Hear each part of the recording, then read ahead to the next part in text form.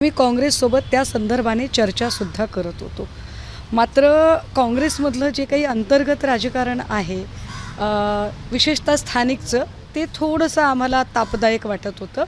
कारण खासदार प्रतिभाताई धानोरकर यांच्या ज्या भूमिका आहेत, त्या भूमिका या एका अर्थाने स्थानिक काँग्रेसमध्ये पण आणि स्थानिक जे आमचे पदाधिकारी आहेत त्यांच्यामध्ये पण विस्कळीतपणा आणणाऱ्या आहेत असं आम्हाला वाटत होतं. हा एक भाग. दुसरं असं की स्थानिकच्या निवडणुकांच्यामध्ये स्थानिक पदाधिकाऱ्यांचा अत्यंत महत्त्वाचा असतो. स्थानिक पदाधिकारी आपला वेळ, पैसा, शक्ती सगळं काही जेव्हा ओततात तेव्हा त्यांनासुद्धा निवडणुकीनंतर त्यांचं स्वतःचं म्हणणं मांडण्याला वाव असला पाहिजे. चंद्रपूरच्या निवडणुका या संदीप गिरे आणि तिथल्या एकूण सगळी जी मंडळी आहे या सगळ्यांनी ज्या पद्धतीनं लढल्या होत्या ते बघता स्थानिकचं समीकरण आमच्यापेक्षाही अधिक हे तिथल्या स्थानिक पदाधिकाऱ्यांना जास्त चांगलं माहीत आहे. सो त्यांनाही त्यांचा निर्णय घेण्याची स्पेस त्यांना दिली पाहिजे, या उद्देशातनं हा निर्णय झालेला आहे.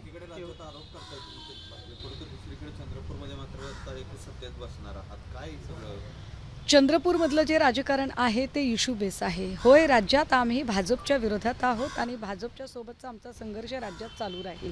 मात्र भाजपच्या सोबतचा आमचा संघर्ष असेल किंवा आमचा शिंदे सेनेच्या सोबतचा संघर्ष असेल किंवा अजून काही असेल, याच्यामध्ये आमच्या मनात कुणाबद्दलही कुठलाही व्यक्तिद्वेष नक्कीच नाही आहे.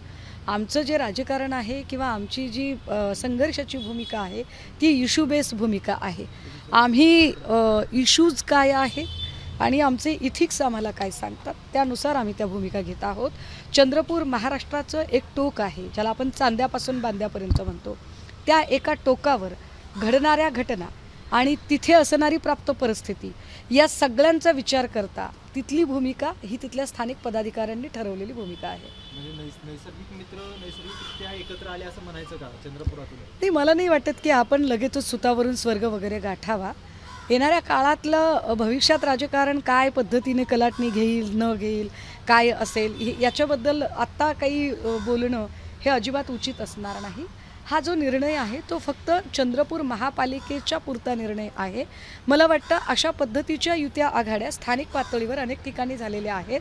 धाराशिवमधलं जर उमरगा बघितलं तर उमरग्यामध्ये काँग्रेस आणि शिंदे सेना दोघे एकत्र बसलेले आहेत. म्हणजे तिथे शिंदे सेनेचा नगराध्यक्ष आणि काँग्रेसचा उपनगराध्यक्ष असे एकत्र बसलेले आहेत.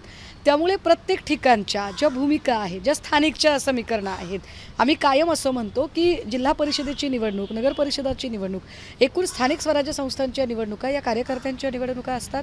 आणि या निवडणुकांमध्ये आपण बघितलं असेल की प्रचारामध्ये सुद्धा आमच्या वरिष्ठ नेत्यांपेक्षा सुद्धा स्थानिकचे पदाधिकारी जास्त त्यांनी धावाधाव केलेली आहे. सो त्या अनुषंगाने ही भूमिका घेतलेली. कालच्या जिल्हा परिषदेचे निकाल आले, खरं तर विरोधकांना म्हणजे महाविकास आघाडीला म्हणावं तसेच त्यामध्ये मिळालेलं नाही. यावर चंद्रकांत दादा म्हणजे तुमच्या आता विश्वासार्थच राहिलेला नाही. नाही, चंद्रकांत दादा म्हणजे काही पत्थर की लकीर नाही किंवा त्यांनी सांगितलं आणि लगेचच ते वेदप्रमाण वाक्य ठरलं असंही होत नाही. मुळात महाविकास आघाडीने ज्या पद्धतीने या निवडणुका लढल्या होत्या ते बघता आणि एकूण भाजपाची निवडणूक पद्धत बघता भाजपकडून निवडून आलेले जे लोक आहेत त्यातले अर्ध्यापेक्षा जास्त लोक हे काँग्रेस आणि शिवसेनेकडून मायग्रेट झालेले लोक आहेत. त्यामुळे हा विजय हा भाजपचा विजय नाही आहे. म्हणजे बोतल नाही और शराब वही असा सगळा कार्यक्रम आहे. माणसं सगळी आमचीच आहेत, फक्त ती भाजपचं लेबल निवडून आलेली आहेत. भाजपनं काही त्यांच्या जुन्या निष्ठावंतांना निवडून आणलं आहे वगैरे आणि त्यांना न्याय दिला आहे असं काही समजायचं कारण नाही. आणि चंद्रकांत दादासुद्धा अशाच ज्या अनेक निष्ठावंतांचा बळी गेला त्यापैकी एक स्वतः चंद्रकांत दादासुद्धा आहेत.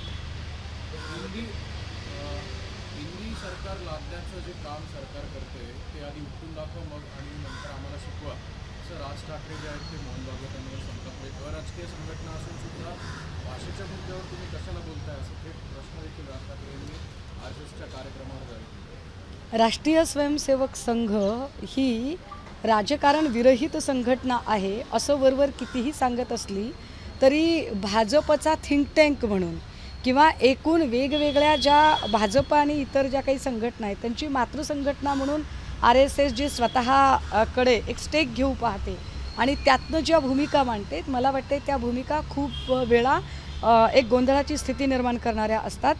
एक तर राष्ट्रीय स्वयंसेवक संघाने हे जाहीर करावं की होय आम्ही सक्रियपणे राजकारण करणारे आणि राजकीय भूमिका घेणारे लोक आहोत, किंवा मग त्यांनी या सगळ्यांपासून अलिप्त राहावं. मला वाटतं ही भूमिका जी काही सन्माननीय मनसे प्रमुखांनी घेतलेली आहे ती अतिशय योग्य अशी भूमिका त्यांनी मांडलेली आहे. नितेश राणे म्हणाले की आता उद्धव ठाकरेंपेक्षा जास्त हिंदू हा सलमान खान आहे.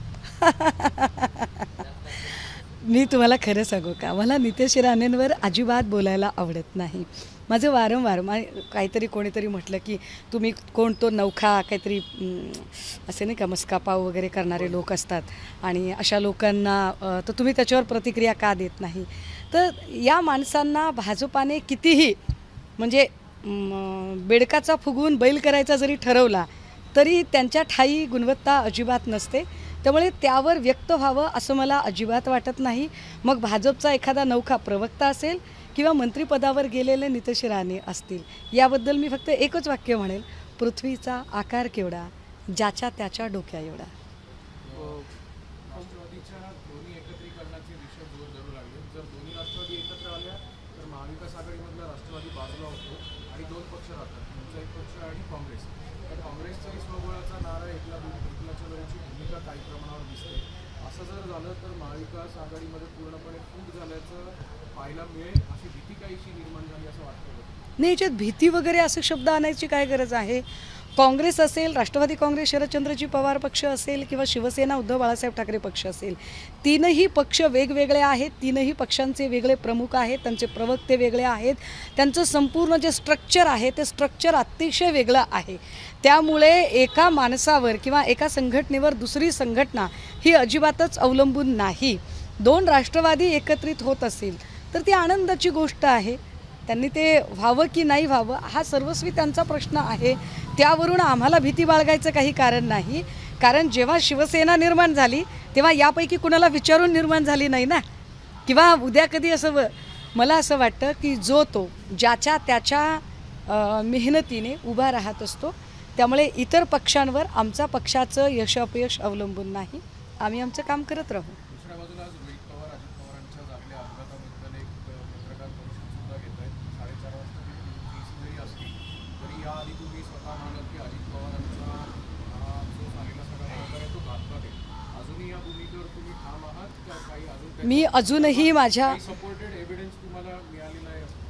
मी अजूनही माझ्या भूमिकेवर ठाम आहे. मला असं वाटतं की दादांच्या सोबत घातपात झालेला असावा आणि यावर निश्चितपणे तपासणी झाली पाहिजे.